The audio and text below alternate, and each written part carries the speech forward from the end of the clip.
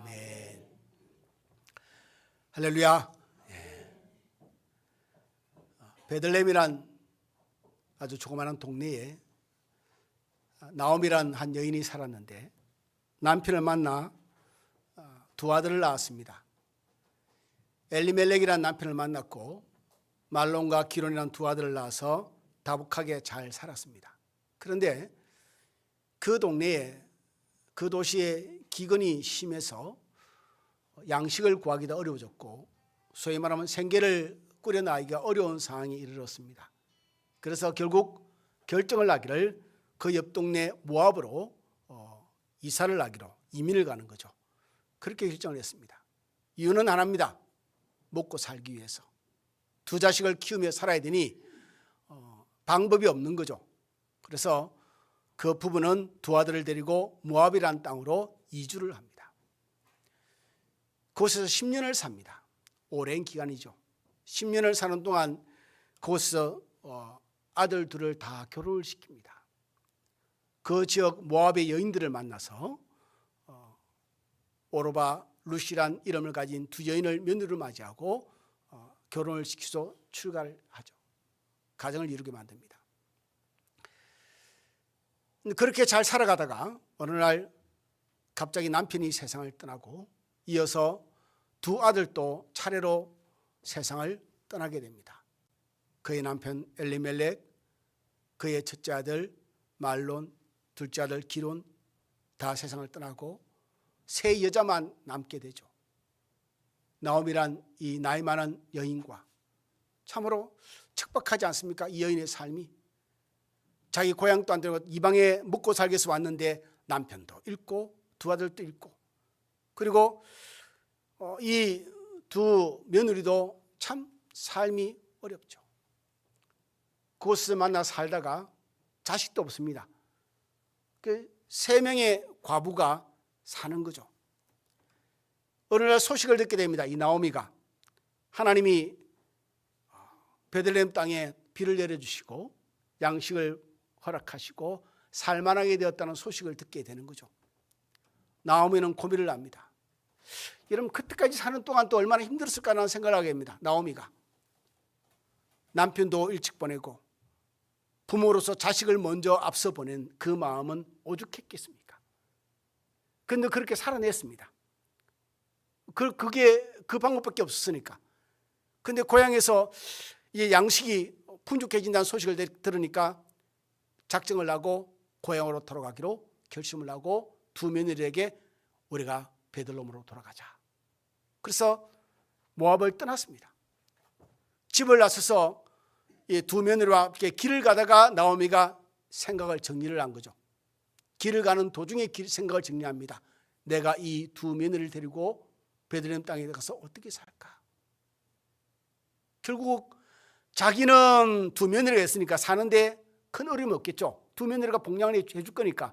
근데 이 며느리는 할 짓이 못 되는 거죠. 아직 젊은 나이인데 아기도 없는데 그렇다고 해서 재혼을 할 수 있는 여건도 전혀 안 됩니다. 그러니 모압 땅에 그냥 자기 땅에서 자기 고향에서 자기 민족들과 살게 되겠다는 마음의 정리가 되어져서 길가에서 이 나오미가 두 며느리에게 말하는 거죠. 그만 가자. 나는 내 고향으로 갈 테니까 너희는 너희 고향으로 가라. 그래서 가서 속된 말로 이런 거죠. 좀 풀이려면 나 따라가 봤자 너희들은 고생밖에 없다. 소망이 없다. 내가 또 다른 자식이 있어서 대를 잇는 것도 아니고 이을 수 있는 것도 아니고 그러니 너희는 이 땅에 네 고향 땅에 살면서 남자를 만나 또 가정을 이루고 그렇게 살았으면 좋겠다. 그렇게 말을 하는 거죠. 그러니 이 말을 듣고 두 며느리가 통곡을 합니다. 길가에서 아마 두 며느리만 통곡했겠습니까? 나오미도 울었겠죠. 나오미도 울었겠죠. 여러분, 오늘 본문에 기록되기를 나오미가 그의 삶을 이렇게 말합니다. 하나님이 나를 치셨습니다. 하나님이 나를 주셔서 박복하게도 남편도 먼저 떠나보내고 두 아들도 먼저 떠나보내고 이젠 빈손으로 나 홀로 이제 고향으로 돌아가는 거죠. 얼마나 박복합니까? 그의 삶이. 그러니 박복한 여인 옆에서 힘든 삶을 너희가 살 필요가 없다. 너희는 너희의 인생을 새로 꾸미라. 자식도 없으니까 제거하기도 수월하겠죠. 소위 말하면 나오미는 고향을 찾아가는 거지만 이 오르바와 룻은 이방 땅이지 않습니까? 이방 나라죠. 외국에 가 사는 거죠. 그러니 얼마나 힘들겠습니까? 그래서 돌려보낸 거죠. 소위 말하면 이 두 며느리를 볼 때 같이 가봤자 고생밖에 없는 것이 뻔히 보이는 그들을 그 길로 끌고 갈 수 없다는 나오미의 마음인 거죠. 좀 욕심을 부리면 데리고 가면 좋죠. 노동을 안 해도 두 며느리가 일을 내서, 젊은 친구들이 일을 내서 어머니를, 시어머니를 섬길 거니까 얼마나 손쉬운 상황이 되겠습니까? 그런데 그의 입장이 아니라 며느리의 입장을 먼저 생각하는 거죠. 며느리의 입장을. 사랑하는 성도 여러분, 자식들 가운데서 부모의 이 마음을 온전히 아는 자식이 얼마나 될까라는 생각을 해봅니다. 부모의 이 마음을 아는, 이거는 나이하고 상관없는 것 같아요. 나이가 60이 70이 먹어도요, 부모의 마음을 모르는 자식들이 꽤 많습니다. 꽤 많습니다. 그런 말을 하죠. 어떤 분이 말하기를 부모의 뒷모습을 보아야 비로소 철이 든단 말합니다. 뭐 그런 말 안 하십니까? 부모들이 억한 심정에 화가 나면 니하고 똑같은 자식 낳아서 키워봐. 그럼 내 마음 알 거야. 여러분, 그게 축복의 말일까요? 아니면 징계의 말일까요, 여러분? 야, 너 같은 자식 키우는 게 얼마나 힘들지 않냐? 나하고 똑같은 자식을 니도 만나기를 바라라. 뭐 이거는 축복의 말은 아니겠죠. 근데 여러분, 자기하고 똑같은 자식을 만나서 키운다고 해서 처리되는 건 아닙니다. 그렇지 않은 것 같아요. 어느 날 문득 찰나의 순간에 보이는 부모의 뒷모습이 있습니다. 찰나의 순간에. 그렇게 커 보이는 부모의 모습이 작아 보이는 그 순간이 내 눈에 확 들어온 그 0.1초의 순간이 있습니다. 그러면 자식은 철이 들기 시작합니다. 그 모습을 못 보면요, 철이 안 됩니다. 70, 80이 먹어도 철이 안 됩니다. 요즘 사회면에 가끔 보면은 그런 말이 나오죠. 뭐 자식이 부모를 폭행하고 뭐 살인까지, 존속살인이라고 그러죠. 살인까지 하고. 뭐 몇 년 전에 그런 사건이지 않습니까? 컴퓨터를 게임을 계속하니까 어머니가 하지 말라고 막 말리니까 와서 두들겨 펴가지고 어머니가 죽었어요. 기가 막힐 노릇이죠, 여러분. 지금 그런 사회 구조예요. 용돈 달라, 아버지한테 용돈 달라니까 이놈의 새끼 무슨 돈이냐? 네가 벌어서 먹어야 돼. 그러니까 아버지를 두들겨 펴서 아버지를 또 죽였어요.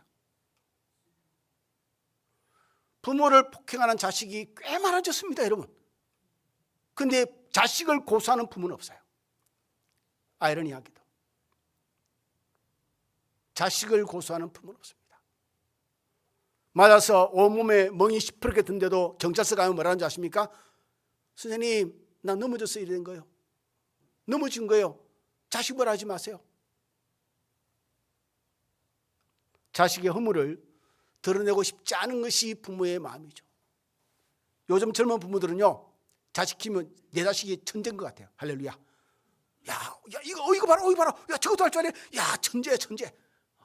근데 나중에 알게 됩니다. 천재가 결코 아님을. 거기 앉아 눈이 떠 있는 거죠. 자식에 대해서. 그러니까 자기에게 미쳤던 피해가 자식에게까지 미치지 않기를 원하는 부모의 마음이죠. 오늘 본문에 모압의 너희들은 남기를 원한다. 베들레헴 내 고향까지 가지 않기를 원한다는 것은 이와 똑같은 마음이죠. 가봤자 고생이니까. 나 따라가봤자 너희는 고생밖에 없다. 희망이 없는 거죠. 소위 말하면 나오미가 고향으로 돌아가면 뭐 재산이 많은 것도 아니고 땅이 있는 것도 아니고, 그죠? 빈털터릴 건데 또 남의 집에 빌부터 살아야 되고 그렇게 새방살이를 하면서 또 이렇게 생활해야 되니까 뻔한 삶인데 데리고 가봤자 고생인 이 젊은 아이들을 데리고 가고 싶은 마음이 없는 거죠. 고생시키고 싶지 않은 나오미의 마음인 거죠. 그래서 남으라는 겁니다. 그래서 너희의 민족, 너희의 고향 땅, 너희의 사람들과 어울려 살면서 사람도 만나고 가정도 이루고 그렇게 새 삶을 살았으면 좋겠다. 근데 여러분, 여기서 오르바는 이 첫째 며느리는 어머니의 간곡한 말을 순종하고 자기 모압에 담긴다고 집으로 돌아갑니다. 그런데 룻은 계속해서 어머니 옷자를 엎들고 어머니를 떨어지지 않겠다고 붙잡고 매달리는 거죠. 계속해서. 여러분, 가봤자 한몫 챙길 수 있는 재산에 대한 소망도 있는 것도 아니고요. 가서 야 그래도 모압 백성보다는 이스라엘 백성 가면 좀 괜찮은 남자를 만나서 좋은 가정을 이루겠지 라는 생각도 아예 없습니다. 여러분, 그냥 어머니를 홀로 두지 않겠다는 룻의 마음인 것이죠. 16절에 룻의 고백을 한번 보십시오. 16절에 내게 어머니를 떠나며 어머니를 따르지 말고 돌아가라 강권하지 마옵소서. 어머니께서 가시는 곳에 나도 가고 어머니께서 머무시는 곳에서 나도 머물겠나이다. 어머니의 백성이 나의 백성이 되고 어머니의 하나님이 나의 하나님이 될 것이라. 이 말의 고백을 좀 풀어서 얘기한다면 이거죠. 어머니, 내가 어머니를 떠난 일은 없을 겁니다. 가서 어머니가 한 끼 먹으면 저도 한 끼 먹을 수 있습니다. 세 끼 먹으면 같이 세 끼 먹죠. 혹시 굶을 일이 생기면 저도 같이 굶겠습니다. 어머니와 함께 하겠습니다. 어머니와 한 마음으로 어머니 곁을 떠나지 않을 것이고, 그래서 어머니가 머무르신 곳이 나도 나의 머무는 곳이 될 것이고, 어머니 섬기는 신이 나의 신이 될 것이고, 평생 어머님을 함께 있겠습니다. 이게 룻의 마음입니다. 아무것도 없습니다. 희망사항 없습니다. 기대감도 없습니다. 나름대로 계산된 특정 이익에 대한 생각도 아예 없습니다. 오직 그의 마음은 한 가지죠. 어머니를 홀로 두지 않겠습니다. 이것이 나오미가 가진 시어머니에 대한 그의 마음이고 중심입니다. 요즘 세상 살기 힘들다고 부모를 버리는 자식들도 꽤 됩니다. 이민 가는 자녀들도 있어요. 있으면 결국 부딪히니까 귀찮으니까 이민을 가는 자녀들도 있더라고요. 홀로 두고, 부부가 있는 것도 아니고 홀로 두고. 그러니 법이 생겼습니다. 효도법이. 그래서 부모가 소송을 걸면요, 자식이 효도를 안 하면 법이 걸립니다. 그래서 물려준 재산이 있으면 도로 찾아올 수도 있습니다. 참 세상이 희한한 세상이 된 거죠. 부모와 자식 간에 도래를 안 한다고 소송을 걸 수 있는 법까지 만들고, 오죽하면 그런 법이 만들어졌겠습니까? 이게 옛날에 있던 법이 아닙니다, 여러분. 그런 사회 구조 가운데 우리가 살아가고 있는 것이죠. 그런데 성경은 에베소 6장 2절은 이렇게 말합니다. 네 아버지와 어머니를 공경하라. 이것이 약속 있는 첫 계명이다. 이게 참 중요합니다. 첫 계명이라, 첫 계명. 너희가 세상을 살아갈 때 사람과의 관계 속에서 너희가 가장 중요하고 첫 번째 지켜야 할 계명이 뭐냐면 부모를 공경하는 거다. 이 첫 번째 계명을 뛰어넘어야 두 번째, 세 번째, 네 번째도 있는 거죠, 여러분. 그래서 첫 번째 계명이라는 이 메시지를, 주님의 의미를 이해를 잘해야 됩니다. 첫 번째 계명입니다. 그런데 우리는 이 첫 번째 계명은 뒤로잡게 두고 두 번째, 세 번째 계명을 신경 쓰는 신자의 삶이 꽤 많습니다, 여러분. 첫 번째를 지키지 않은데 잘못된 거죠. 소위 말하면 우리가 그런 말은 첫 단추가 잘못 끼워졌다는 이야기를 하죠. 예. 첫 번째 계명을 무시하고 두세 번째 계명을 지킨다고 하나님께 여러분 칭찬을 받을 생각을 하지 마십시오. 첫 번째 계명, 너희에게 내리는 첫 번째, 너희가 가장 인생을 살면서 중요하게, 가치 있게, 가장 소중하게, 가장 심각하게 여겨야 할 것이 부모를 공경하는 거다. 부모를 공경하는 거다. 룻은 무엇을 기대하며 나오미를 따라가라 했을까? 여러분들이 상상해 보십시오. 이 본문을 수십 번 읽으면서 고민해 보십시오. 룻은 무엇을 기대했을까? 나오미를 따라가면 내가 어떤 혜택이 주어지고 어떤 이득을 얻을 것이고 내 미래가 어떻게 좋아질 것이고, 이런 기대가 있었을까? 제 눈에는 하나도 안 보입니다. 오직 그의 루스의 고백 속에는 하나죠. 시어머니, 이 팍팍한 인생, 남편을 먼저 떠나버리고 두 아들을 먼저 떠나버린 이 팍팍한 그의 시어머니, 그 시어머니의 곁에 머물고 싶은, 그가 그의 위로가 되고 싶고 그의 도움이 되고 싶고 함께하고 싶은 오직 하나인 거죠. 그가 며느리로서 가장 먼저 지켜야 할 도리라고 생각한 것이 바로 나오미와 함께 있는 거죠. 이것밖에 보이지 않는 거죠. 자식으로서 부모를 공경한다는 것은 거기에서 시작됩니다.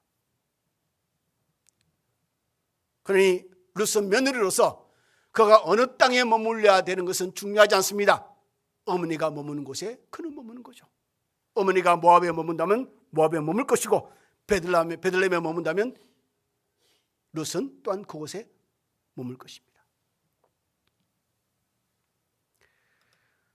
여러분, 이것이 자식이 부모를 대하는 기본 태도다라고 성경은 가르치고 있습니다. 우리는 부모의 상황이 참 조건이 참 중요하죠. 만약 내가 지금 내 부모가 속된 말로 100억, 200억, 한 500억, 1000억대 재산을 가지고 있다면 우리는 지금 우리가 부모를 대하는 태도는 사뭇 다를 거라고 저는 생각합니다. 이렇게 생각하는 자체가 아픈 현실이지만 그게 현실입니다. 우리의 얄팍한 우리의 마음입니다. 내가 부모로부터 물려받고 혜택을 받을 게 무한정 엄청나다면 우리가 부모를 대하는 태도는 사뭇 다르지 않을까. 저는 어떤 사람들을 만나면, 성도들을 만나면 그렇게 말합니다. 재산 자식한테 다 물려주지 마세요. 죽을 때까지 지고 있으세요. 물론 중간중간 줄 수도 있겠죠. 그러나 내가 가지고 있는 재산, 평생 묵고 살 재산, 나중에 죽을 때 물릴 수 있는 재산까지 어느 정도 가지고 있으라고 말합니다. 여러분, 누가복음 15장에 보면은 돌아온 탕자 이야기가 나오죠. 그때 둘째 아들이 아버지에게 이렇게 요구합니다. 내게 돌아올 유산을 미리 주소서. 이런 유대 민족도 똑같습니다. 유산이라는 것은 부모가 죽을 때가 되어서 물려주는 게 유산입니다. 그런데 이 둘째 자식은 자기가 부모를 떠나서 지 마음대로 사고 싶으니까 그 돈 달라는 거죠. 미리 땡겨 서겠다는 겁니다. 어차피 줄 돈 미리 주세요. 근데 여러분, 이거는 굉장히 유대적 문화로 이해하면 폐역한 일입니다. 어떻게 다르게 해석하면 당신 빨리 죽었으면 좋겠습니다. 그래야 당신 돈이 내 돈이 되죠. 이렇게까지 해석이 될 수 있는 부분이 누가복음 15장의 해석인 것이죠.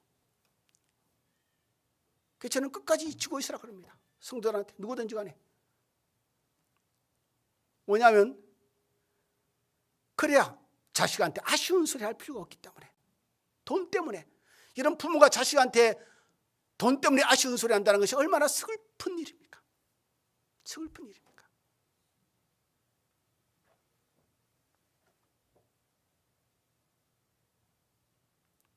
그러니 이런 세상 가운데서 성경은 우리에게 이렇게 말합니다. 한결같이 네 부모를 공경하라. 우리는 이게 중요한 거죠.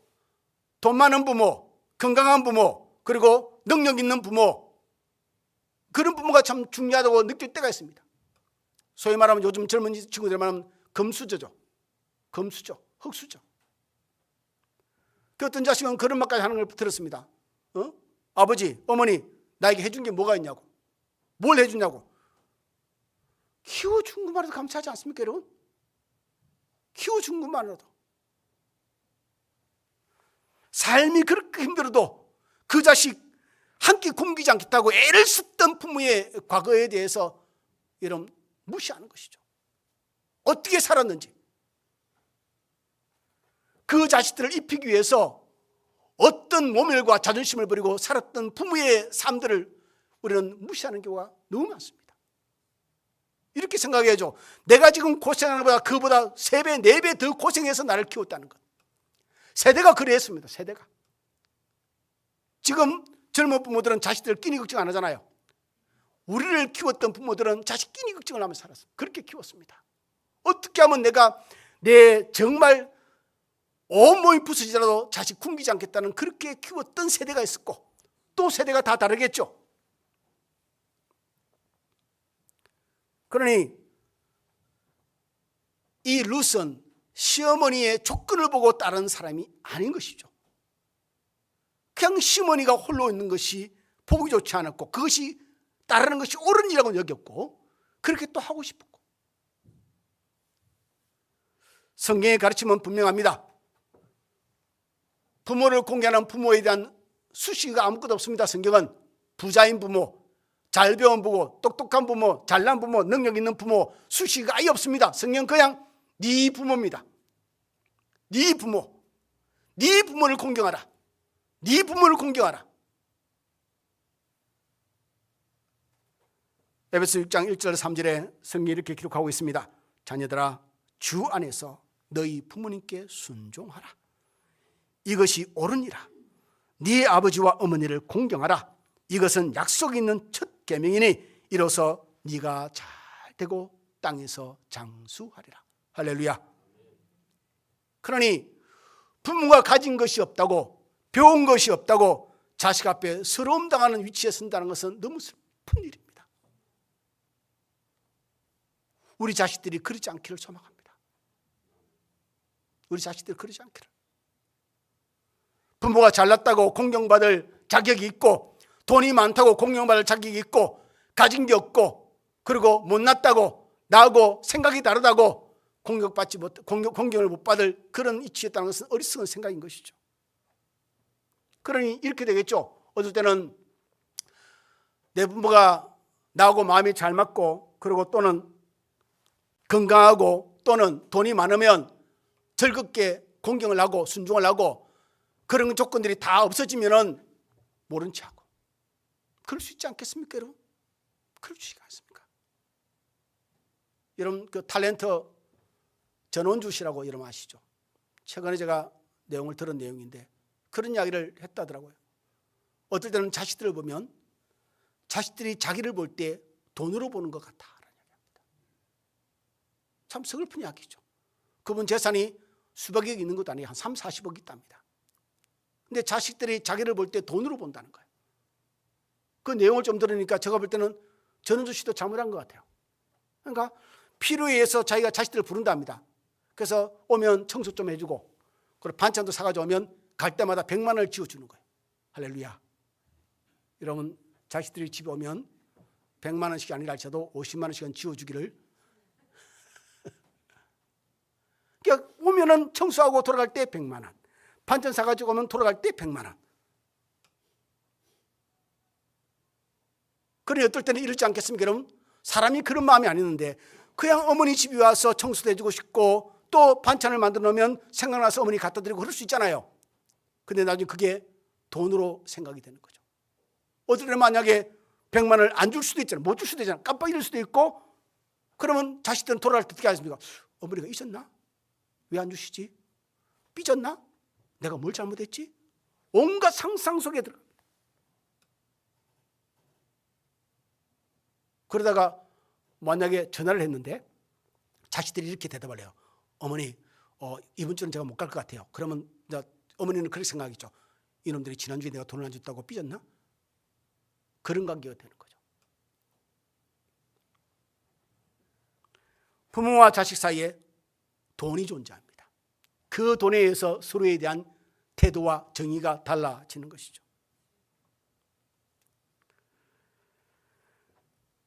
그러니 여러분, 부모를 공경하는 것은 조건이 아닙니다. 자격도 없고요. 그냥 내 부모입니다. 성경은 그것밖에 말하지 않습니다. 모든 신구약을 다 훑어봐도 성경은 말합니다. 네 부모를 공경하라. 네 부모를 공경하라. 부모가 잘났든 못났든 가졌든 못 가졌든 병약하든 건강하든 따져봐라. 상관없는 거죠. 그냥 성경은 통일한 메시지입니다. 공경하라. 요즘 얼마 전에 집사람과도 그런 이야기를 나누는데요. 그런 생각을 가끔 합니다. 오늘 제가 우리 9분에게 교회에서 용돈도 드리고 또 제3년식에서 준비한 귀한 선물도 드리겠는데, 이분들이 얼마 동안 우리와 함께 있을까? 나이가 제일 많으신 분이 이제 91세입니다. 근데 제 마음은 주를 모시고 날까지 같이 평생 있으면 좋겠죠. 근데 현실은 그렇지 않습니다. 이놈의 세월이 얼마나 빨리 가는지.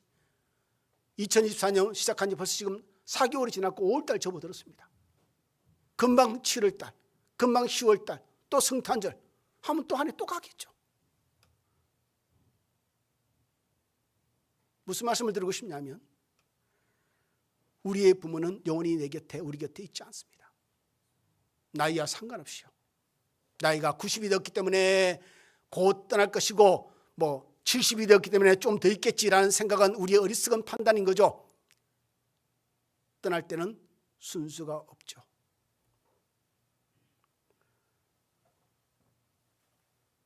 룻의 삶을 보십시다. 그렇게 룻은 시어머니 나오미를 따라서 베들레헴으로 갑니다. 룻기 4장에 보면은 놀랍게도 그가 한 남자를 만나고 그 남자 만나서 결혼을 하고 아들까지 낳습니다. 이건 기적적인 이야기죠. 이 룻이 생각했던 삶이 아닙니다.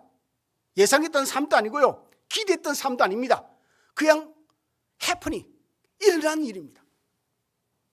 생각지 못한 남자를 만나게 되고, 그리고 어머니의 말을 따라 순종했더니 그 어머니의 말 속에서 가정을 이루는 일들이 나게 되고, 그리고 자식을 낳게 됐습니다.